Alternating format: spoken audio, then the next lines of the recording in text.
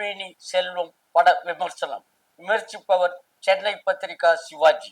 Car ஓட்டுநராக வேலை செய்யும் சமுத்திரகனி அளவான குடும்பம், வருமானத்திற்கு ஏற்ற வாழ்க்கை என்று மகிழ்ச்சியாக இருந்தாலும் சொந்த வீடு மற்றும் சொந்தமாக கார் வாங்க வேண்டும் என்ற தனது ஆசையை நிறைவேற்றும் முயற்சியில் கடனாளியாக விடுகிறார்.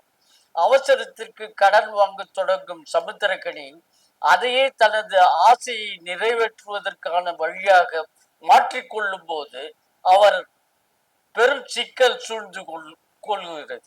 அதிலிருந்து அவர் மீண்டாரா இல்லையா என்பதை, பல்வேறு ஆசைகளை வளர்த்து கொண்டு அதன் மூலம் அவதிப்படும் நடுத்தர குடும்பங்களை வாழ்வியலாக சொல்வதே கார்மேனி செல்வத்தின் பட மொத்த கதை.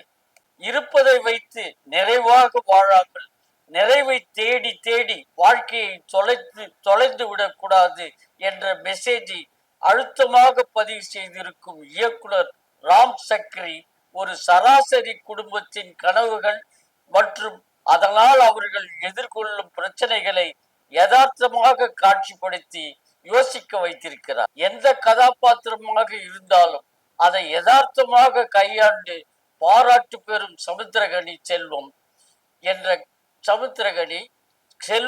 கதாபாத்திரத்தில் எளிய மனிதரின் எதிர்பார்ப்பு, ஏமாற்றம், மனப்போராட்டம், இயலாமை என அனைத்து உணர்ச்சிகளையும் மிக நேர்த்தியாக கடத்தி அற்புதமாக நடித்திருக்கிறார் என்பதை இப்பொழுது சொல்லிக்கொள்ள விரும்பும். சமுத்திரகனிக்கு இணையாக நடிப்பில் அசத்தியிருக்கிறார் அவரது மனைவியாக நடித்திருக்கும் லட்சுமி பிரியா சந்திரமௌலி.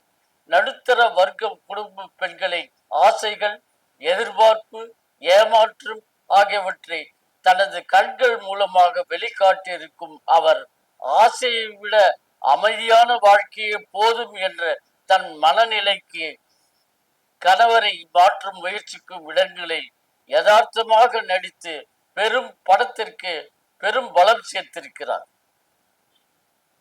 சமுத்திரகனின் முதலாளியாக நடித்திருக்கும் கௌதம் வாசுதேவ் மேனன், அவரது மனைவியாக நடித்திருக்கும் அபிநயா, சமுத்திரகனியின் மகனாக நடித்திருக்கும் சிறுவன் கரண் சக்கரவர்த்தி ஆகியோரும் திரைக்கதை ஓட்டத்திற்கு பெரும் பலம் சேர்த்திருக்கிறார்கள்.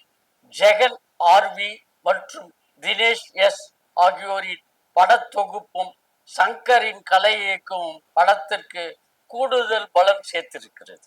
மெதுவாக நகரும் திரைக்கதை, யதார்த்தத்தை மீறிய கதாபாத்திர வடிவமைப்பு போன்றவை குறையாக தெரிந்தாலும் தேவையற்ற ஆசையால் நிம்மதியற்ற வாழ்க்கை வாழும் மக்களுக்கு நல்ல அறிவுரை சொல்வதோடு எது வாழ்க்கை என்ற உண்மையை மக்களுக்கு புரிய வைக்கும் இயக்குனர் ராம் சக்ரியின் முயற்சி பாராட்டத்தக்கது.